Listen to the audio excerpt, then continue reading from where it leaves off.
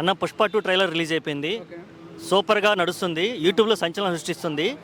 ఈ సందర్భంలో అందరినీ వేధిస్తున్న ప్రశ్న ఏంటంటే, వరుసపెట్టి మ్యూజిక్ డైరెక్టర్లు సడన్గా మారిపోయారు. మొన్నటి వరకు దేవిశ్రీ ప్రసాద్ ఉన్నాడు, ఇప్పుడు తమన్ వచ్చాడు. తమన్ కూడా ఏం చెప్పాడు స్టేట్మెంటు, నేను ఒక పార్ట్ మాత్రమే అని ఇంకో స్టేట్మెంట్ ఇచ్చాడు. అంటే పార్ట్లుగా ఇంకా చాలామంది మ్యూజిక్ డైరెక్టర్ ఈ సినిమాకి వర్క్ చేశారేమో అనేది ఒక ప్రశ్న. రీసెంట్గా వచ్చినటువంటి కంగువా మూవీకి డిఎస్పి మ్యూజిక్, దానికి సౌండ్ పొల్యూషన్ ఎక్కువైపోయింది అనేది ఒక మైనస్. అయితే ఆ మైనస్ ఇప్పుడు ఇంతమంది మ్యూజిక్ డైరెక్టర్లు ఇవన్నీ కలిపి పుష్ప సినిమా మీద మ్యూజిక్ పరంగా పుష్ప 1కి వచ్చినటువంటి బజ్ని క్రియేట్ చేసే అవకాశం ఉందంటావా, తగ్గించే అవకాశం ఉందా, పెరిగే అవకాశం ఉందా? అసలు ఈ గందరగోళం మీద యాజ్ ఏ ఫ్యాన్గా నువ్వేం చెప్పాలనుకుంటున్నావు? అనేది గందరగోళం అనుకోవట్లేదు, మనకు మంచి ప్రోడక్ట్ కావాలి, ఆ ప్రోడక్ట్ సూటబుల్ వ్యక్తిని మనకు తీసుకుంటాం కాబట్టి. సో నిజంగా నాకు అనిపించింది అన్న, ఇప్పుడు డిఎస్పీ తీసేశారు, చాలా మంది బాధపడతారు. సో ఇదే డిఎస్పీ పుష్ప 1కి బీజం ఇచ్చాడు కదా, సో అప్పుడు మనం ఎంకరేజ్ మనము ఎందుకు తీసుకోలేకపోతున్నాము? చూడన్న, మనకు మంచి ప్రోడక్ట్ కావాలి. సో ఇప్పుడు డిఎస్పీ సినిమా వదిలేసి మనం నెక్స్ట్ సినిమా చేస్తుండొచ్చు. సో వాళ్ళు బాగానే ఉంటారు అన్న, కానీ మనకు కావాల్సిన ప్రోడక్ట్, మన మంచి ప్రోడక్ట్ వస్తే మంచి సినిమా వస్తుంది, మంచి చూడడానికి కూడా బాగుంటుంది. ప్రజలు ఒక 150 టికెట్ పెడతామన్నా. సో ఎందుకు మంచి సినిమా మనకు కావాలని కోరుకుంటా, కానీ సో మన డిఎస్పీకి ఇచ్చినాము, సో బీజం బాగా లేకున్నా సరే మనం చూస్తా అంటే అదే ఫ్యాన్గా మేము కోరుకోవాలి, మాకు మంచి ప్రోడక్ట్ కావాలి. సో నువ్వు డిఎస్పీ తీసుకొస్తావా, సో మన ఫారెన్కి వెళ్ళి వేరే మ్యూజిక్ చెప్పి మాకు అనవసరం.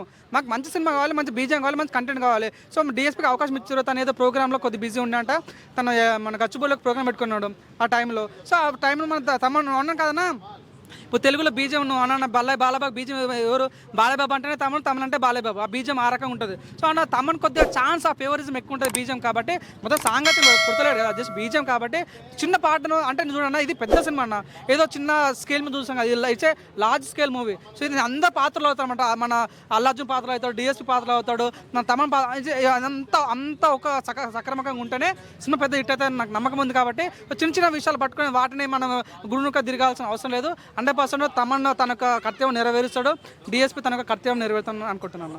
సరే, చివరిగా ఒక ప్రశ్న, పుష్ప 2 సినిమా ఎన్ని కోట్లు కొట్టే అవకాశం ఉంది? వాళ్ళ అంచనా మాత్రం 1000 కోట్ల పైన అంటున్నారు. యాజ్ ఏ ఫ్యాన్గా కానీ, ఏదైతే తెలుగు టీఎఫ్ఐ అభిమానిగా కానీ, సినిమా లవర్గా అసలుకి ఈ సినిమాకి ఎన్ని కోట్లు వస్తే న్యాయం జరిగే అవకాశం ఉంది వాళ్ళ కష్టానికి అని నువ్వు అనుకుంటున్నావు?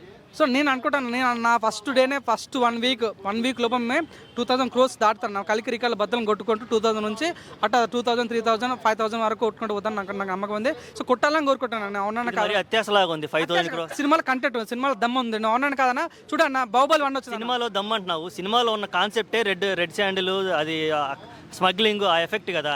అది ఇప్పటికీ దాని మీద చాలా వరకు నెగిటివిటీ ఉంది. ఒక స్మగ్లర్ని పట్టుకొని హీరోయిజం చేయటం, అందుకాక దాన్ని నేషనల్ అవార్డుగా జాతీయ స్థాయిలో గుర్తించి నేషనల్ అవార్డు ఇవ్వడం ఇప్పటికే అతి ఎక్కువైపోయింది. మళ్ళీ మీరు ఫ్యాన్స్ కూడా 1000 కోట్లు 2000 కోట్లు అంటున్నారు. ఒక స్మగ్లింగ్ సినిమాకి ఎందుకు అంత మీరు హైప్ ఇస్తున్నారు అనేది ఒక ప్రశ్న. సో చూడన్నా, సినిమా అంటే ఎక్కువ పాయింట్ పెట్టుకొని స్మగ్లింగ్ చెప్పలో ఆ సినిమాలో మదర్ సెంటిమెంట్ ఉంటుంది, ఫాదర్ సెంటిమెంట్ ఉంటుంది, ఒక అంటే ఒక ఇన్స్పిరేషన్ స్టోరీ ఉంటుంది.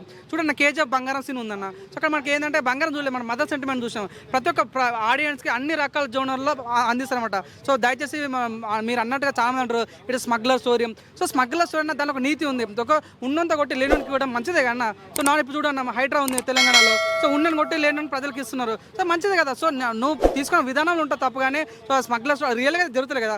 సినిమా అంటేనే స్క్రిప్టెడ్ అది. సో సినిమాలాగా చూడండి అంతే. అట్లా స్మగ్లర్ అన్నప్పుడు మన దేశాన్ని నేషనల్ అవార్డు ఎందుకు ఇస్తారు చెప్పన్నా?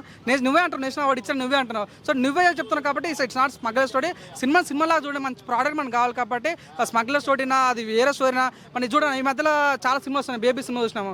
అంతకుముందు కొన్ని చాలా సినిమాలు అయినా లవ్ బ్రేకప్ అండ్ స్టోరీస్ ఉన్నాయి, ప్రాస్టిట్యూషన్ స్టోరీస్ ఉన్నాయి. అట్లా 100 కోట్లు కొట్టే సినిమాలు అయినా. సో సినిమాలో కంటెంట్ కావాలి తప్ప, కానీ అది స్మగ్లరా, ప్రాస్టిట్యూషన్, బ్రేకప్ అవన్నీ మనకు సంబంధం లేని కంటెంట్. సినిమాలో కంటెంట్ ఉంటే మాత్రం 100% నిలబడుతుంది. సో నేను చెప్తాను, బాహుబలి వచ్చిందన్న, బాహుబలి వచ్చిన తర్వాత బాహుబలి 2 ఎక్స్పెక్టేషన్ ఎక్కువైంది. కేజీఎఫ్ వచ్చింది, కేజీఎఫ్ 2 మీద ఎక్స్పెక్టేషన్ ఎక్కువైంది. పుష్ప వచ్చింది, అంటే పుష్ప ఎక్స్పెక్టేషన్ ఎక్కువ ఉంటుంది తప్ప, కానీ 1% తగ్గదు అన్న నమ్మకం నాకు ఉంది.